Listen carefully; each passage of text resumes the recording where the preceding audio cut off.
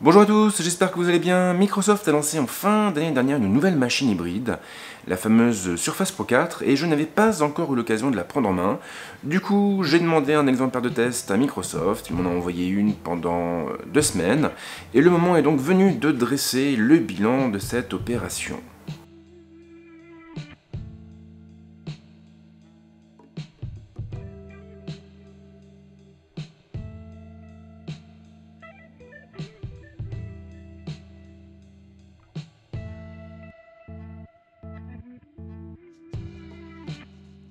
Comme à l'accoutumée, on va commencer par rappeler brièvement les caractéristiques techniques de la bête. Toutes les surfaces se déclinent en plusieurs versions et pour une fois ce n'est pas le modèle haut de gamme qui m'a été envoyé, mais un modèle situé entre le milieu et le haut de gamme. Alors qu'est-ce qu'on a? Eh bien déjà on a un écran PixelSense de 12,3 pouces, un écran qui peut afficher une définition en 2736 par 1824, le tout pour une densité de pixels de 267 ppp. Côté processeur, on trouve un Intel Core i7 couplé à 8 Go de mémoire vive et à une carte graphique Intel Iris Pro. L'espace de stockage atteint les 256 Go au format SSD bien sûr, et il sera possible de l'étendre par le biais d'une carte microSD.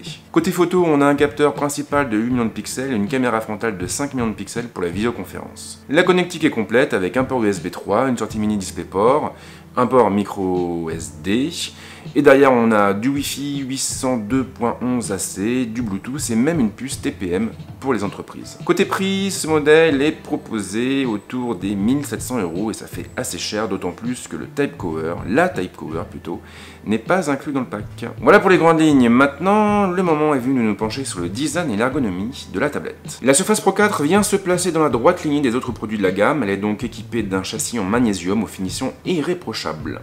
Elle ressemble beaucoup au modèle précédent, mais ce n'est pas une copie parfaite non plus. Preuve en est, elle est dépourvue de boutons en façade. La finition est impeccable donc, le toucher est aussi très doux et on sent tout de suite qu'on se trouve en présence d'un produit d'exception. Contrairement à beaucoup de machines hybrides, la Surface Pro 4 a la bonne idée d'intégrer un pied et il sera bien plus ajustable que celui de la Surface 3.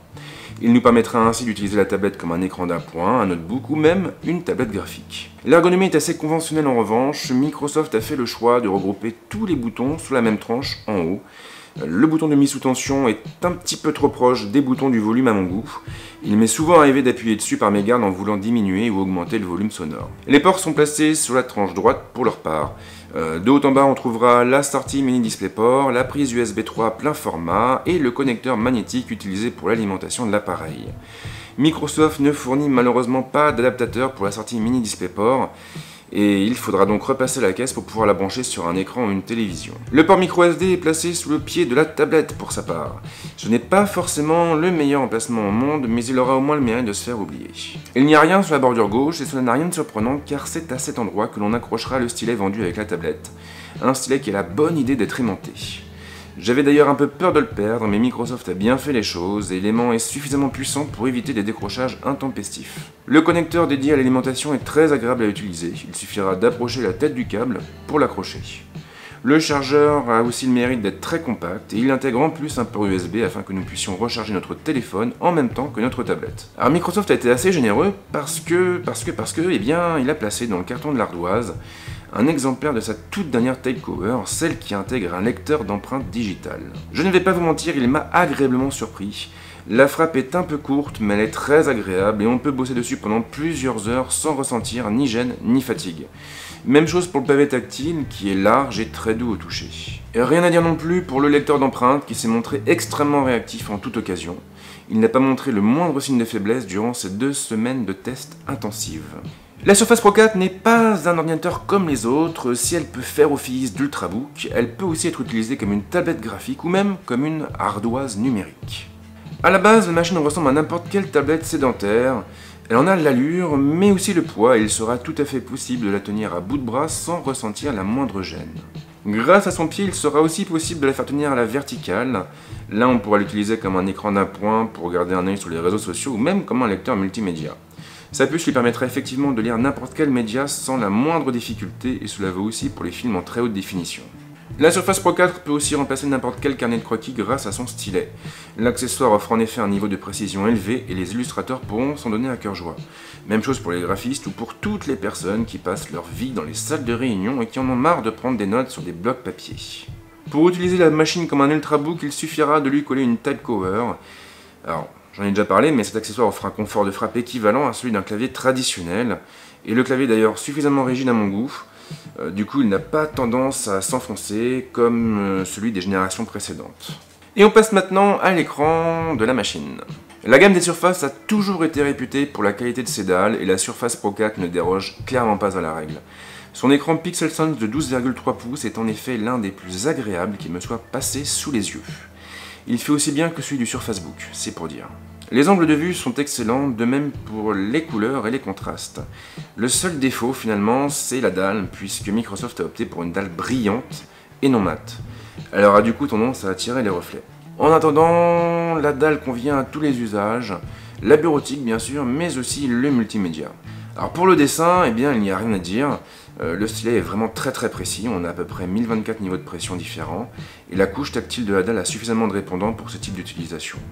Si vous aimez bien griffonner, c'est clair que la Surface Pro 4 est typiquement le produit qu'il vous faut.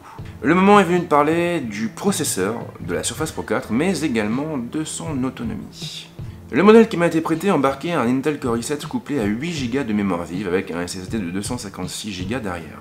Et j'ai utilisé la tablette pendant 2 semaines comme ma principale machine de travail. Beaucoup de web donc, et aussi pas mal de Photoshop, Lightroom. Elle n'a pas donné le moindre signe de faiblesse, l'expérience est restée fluide dans toutes circonstances, et notamment sur des gros nefs shootés au D810. J'ai aussi eu l'occasion de tester brièvement Premiere Pro, et la solution a bien tourné, même si le temps d'encodage était un petit peu plus long que sur mon PC de bureau. Pas de problème non plus pour le multimédia, Netflix a beaucoup tourné pendant ces 2 semaines, de même pour Plex, et la tablette s'en est sortie vraiment à merveille. Ça a été un vrai bonheur à utiliser.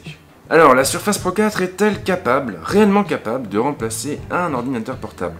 Oui, clairement, sans aucun doute. Maintenant, il faut aussi rappeler qu'elle n'embarque pas de GPU dédié. Si vous jouez beaucoup, il sera donc préférable de vous orienter vers une autre machine, comme le Surface Book. L'autonomie est correcte sans plus, et j'avoue qu'elle m'a laissé un petit peu sur ma faim. En moyenne, on pourra tenir entre 6 et 7 heures pour une utilisation de type bureautique, et beaucoup moins avec Photoshop, Lightroom et Premiere Pro tournant à fond derrière. Même chose pour les jeux. Là, il vaudra mieux tabler sur une autonomie située en dessous de la barre des 4 heures. Là où elle m'a surpris en revanche, c'est au niveau de la veille. Elle peut tenir facilement plusieurs jours sans perdre en autonomie. Et les Surface ont toujours mis la barre assez haut en termes de design, en termes de finition. Maintenant, il faut avouer que les premiers modèles n'étaient pas parfaits non plus. On avait des fois des petits soucis au niveau de la puissance et notamment de l'autonomie. La Surface Pro 4 ne présente pas ces inconvénients et à mon sens, il s'agit finalement de la Surface Pro que tout le monde attendait. Elle cumule en effet les bons points. Le design, pour commencer, est tout simplement irréprochable. La tablette est vraiment très jolie à regarder, les finitions sont nickel. Et vraiment, on sent tout de suite qu'on est en face d'une machine premium, une machine qui n'a absolument rien à envier aux ordinateurs concurrents, et cela vaut aussi, bien sûr, pour le MacBook et le MacBook Pro. L'écran s'en tire pas mal non plus, à vrai dire, il s'approche même de la perfection, et la seule chose qu'on peut vraiment lui reprocher, c'est le côté brillant de la dalle. C'est vrai que j'aurais préféré que Microsoft opte pour une dalle de type mat, histoire de limiter au maximum les reflets. Alors pour la puissance, eh bien, il n'y a rien à dire. La Surface Pro 4 a du répondant et elle pourra remplacer n'importe quel ultrabook du marché. Et ce, même si elle n'est pas dotée d'un GPU dédié. Alors après, pour l'autonomie, comme je l'ai dit, il y a du pour, il y a du contre. Bon, c'est mieux que le modèle précédent, c'est clair, mais on est quand même loin de ce que proposent certains constructeurs. Et il faut avouer que c'est un petit peu dommage. Il reste à évoquer la question douloureuse du prix. Alors on ne va pas se mentir, la Surface Pro 4 n'est pas bon marché, voilà, elle est très chère, clairement elle est très chère. Alors maintenant ça peut se comprendre, vu les finitions, vu la fiche technique, c'est vrai, mais quand même, ça fait un peu mal. Et d'autant que le prix de vente n'inclut malheureusement pas la Type Cover, et ça, de mon point de vue, c'est vraiment très regrettable. Alors c'est regrettable, et en même temps, ça se comprend.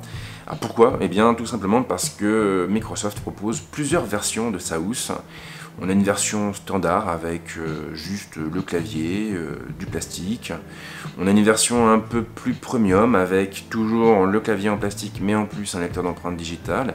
Et puis on a aussi la version haut de gamme avec le tissu soigné, avec le côté un peu angora, qui est vraiment très joli à regarder mais qui coûte une blinde. Donc c'est vrai que dans ce contexte, on comprend aussi pourquoi la firme n'a pas inclus cette fameuse housse. à ces différents packs. Au moins l'utilisateur aura le choix de son clavier et c'est finalement pas si mal. Maintenant, c'est vrai que quand on additionne les coûts, quand on prend le prix de la tablette et de son stylet et qu'on ajoute en plus la type cover derrière, on arrive sur des tarifs qui sont quand même assez pharaoniques. Là en l'occurrence, pour ce modèle qui m'a été prêté, je m'en serais tiré avec quand même 1900 € si j'avais dû l'acheter. Donc 1900 €, ma foi, c'est un investissement qui est quand même conséquent, notamment pour les particuliers. Après, il ne faut pas non plus oublier qu'on est sur une machine qui remplace plusieurs machines. Concrètement, la Surface Pro 4 peut faire office d'ultrabook, mais aussi de tablette graphique et même d'ardoise numérique. Du coup, on est vraiment sur un produit 3 en 1, ce qui explique aussi d'ailleurs pourquoi il est aussi cher. Alors après, voilà, on peut comparer à ce que propose la concurrence si vous allez du côté d'Apple par exemple, et si vous voulez vraiment la formule complète. Donc il faudra acheter un MacBook pour avoir le côté Ultrabook. Il faudra aussi acheter un iPad ou un iPad Pro pour avoir le côté tablette graphique. Et au final, quand vous prenez en compte toutes ces dépenses, vous arrivez quand même sur une enveloppe globale qui est sans doute un petit peu plus importante que ce que propose Microsoft sur la Surface Pro 4. Donc c'est important quand même de toujours mettre en perspective. Ceci étant, le problème de la Surface Pro 4, c'est qu'elle est aussi en concurrence avec d'autres machines hybrides. Et oui, des machines qui sont parfois proposées à des prix quand même bien plus attractifs. Donc là, ma foi, il y a un petit souci. Il y a un petit souci de positionnement tarifaire et c'est peut-être aussi pour ça que la machine a eu du mal à s'installer sur le marché et notamment sur le marché grand public. Donc voilà pour ce test, voilà pour mes impressions. Alors j'ai pas tout évoqué, j'ai pas parlé du son, j'ai pas parlé d'autres choses qui ne me viennent pas en tête. J'ai essayé de rester succinct pour pas non plus tomber sur une vidéo de 30 minutes. Maintenant, si vous avez des questions, faut pas hésiter, les commentaires sont là pour ça, et je tâcherai d'y répondre dans les plus brefs délais. En attendant, si vous avez aimé cette vidéo, abonnez-vous à ma chaîne pour ne pas louper mes prochains tests. Et d'ailleurs, je vous réserve pas mal de surprises pour les semaines et les mois à venir. A très vite, ciao.